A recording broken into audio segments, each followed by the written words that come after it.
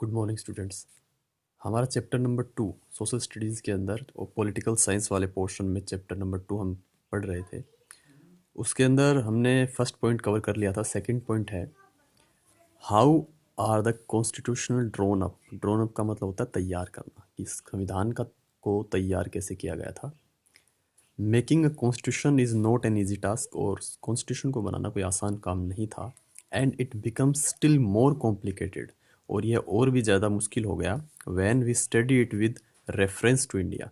जब हम इंडिया का रेफरेंस से पढ़ते हैं, यानी इंडिया जैसे देश के अंदर जब कॉन्स्टिट्यूशन बनाने की बात आई, तो ये मैटर जो है और ज़्यादा कॉम्प्लिकेटेड हो गया। Read here how the constitution of India was drawn to understand the process of making a constitution. अब आगे हम पढ़ेंगे कैसे भारत के अंदर कॉन्स्टिट्यूशन को तैयार किया गया, ड्रॉ किया गया, और इसकी प्रोसेस क्या थी। The drafting of the constitution was done by N assembly of elected representative, यानी कॉन्स्टिट्यूशन बनाने का जो काम था वो एक असेंबली के द्वारा किया गया, और उसके सारे मेंबर इलेक्टेड रिप्रेजेंटेटिव्स थे, चुने हुए प्रतिनिधि थे। उन लोगों ने कॉन्स्टिट्यूशन ड्राफ्टिंग का काम किया। कॉल्ड द कॉन्स्टिट्यूएंट असेंबली, और उस असेंबली को हम कहते हैं कॉन्स्टिट्यूएंट असेंबली, संविधान सभा। Election were held in July 1946 to choose the member for the constituent assembly, और इसके जो मेंबर चुनने के लिए जो इलेक्शन हुआ था वो जुलाई 1946 को हुआ था। Its first meeting was organise in December 1946, और इलेक्शन के बाद इसकी पहली मीटिंग दिसंबर 1946 के अंदर ऑर्गेनाइज की गई। Later the country was partitioned into India and Pakistan, और बाद में भारत का विभाजन हो गया हिंदुस्तान और पाकिस्तान के रूप में। The constituent assembly was also divided for India and that of Pakistan, और कॉन्स्टिट्यूएंट असेंबली भी डिवाइड कर दी गई, एक पाकिस्तान के लिए, दूसरी इंडिया के लिए। The constituent assembly that wrote the Indian constitution had 299 members, यानी जिस असेंबली ने इंडिया का कॉन्स्टिट्यूशन प्रिपेयर किया, तैयार किया, उसके अंदर मेंबर्स थे 299। The Assembly adopted the Indian Constitution on 26 November 1949, but it was enforced on 26 January 1950। यानी असेंबली ने अपना जो कॉन्स्टिट्यूशन है वो बना के तैयार कब किया था? 26 नवंबर 1949, लेकिन पूरे इंडिया पर इम्पोज लागू कब किया? 26 ऑफ जनवरी 1950, जिस दिन हम अपना रिपब्लिक डे बनाते हैं। To remember this day we celebrate 26 January as a republic day every year, और इस दिन को याद रखने के लिए हम हर साल रिपब्लिकन डे सेलिब्रेट करते हैं 26 जनवरी को। This assembly had a fair geographical share of member from all the region of the country. ये जो इतने सारे मेंबर हैं 299, उनको इस हिसाब से लिया गया कि हमारे देश के हर एक क्षेत्र से एक व्यक्ति आ सके, हर एक रीजन, हर एक क्षेत्र को रिप्रेजेंटेशन मिल सके, यानी इंडिया का हर भाग का व्यक्ति इसमें शामिल हो। The Indian national Congress which lead the Indian freedom struggle, यानी हमारे भारत में स्वतंत्रता संग्राम को लीड कौन सी पार्टी कर रही थी? National Congress. Was a dominant presence in the assembly, उसकी सबसे प्रभावशाली प्रेजेंस थी असेंबली में। However the constitution was consensually agreed upon, यानी सभी लोग इसके ऊपर सहमत हुए। And the assembly itself include various political group and opinions, और असेंबली के अंदर कई सारे पॉलिटिकल ग्रुप्स को इंक्लूड किया गया, और ओपिनियंस यानी हर व्यक्ति अपनी सलाह या राय दिया करता था, उनको भी शामिल किया गया। The assembly had many members who did not agree with the Congress, कुछ ऐसे लोग भी थे जो कांग्रेस से एग्री नहीं थे।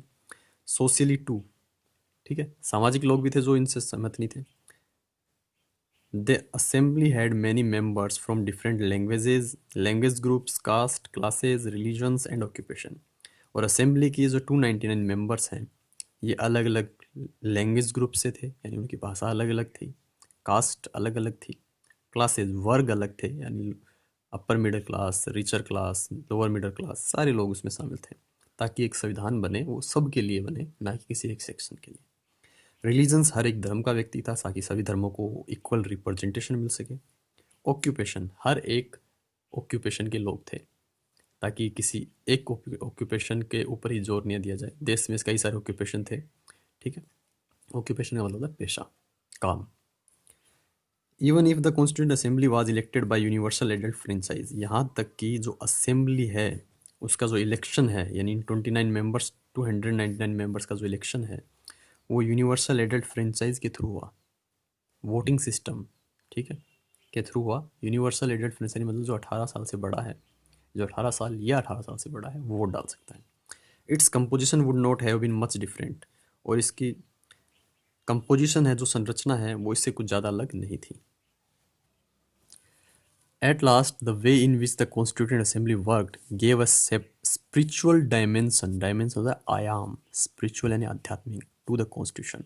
आखिर में Constituent Assembly ने आध्यात्मिक आयाम, spiritual dimension दिया Constitution को। The Constituent Assembly worked in a systematic, open and harmonious way। जो कॉन्स्टिट्यूंट असेंबली थी वो कैसे काम करती थी? सिस्टमेटिक तरीके से, ओपन यानी सभी लोगों के लिए खुला था अपने विचार रखना, अपनी राय रखना, ठीक है, ओपनली काम करती थी। हारमोनियस, हारमोनियस होता है सौहार्दपूर्ण तरीके से, मिलजुल कर।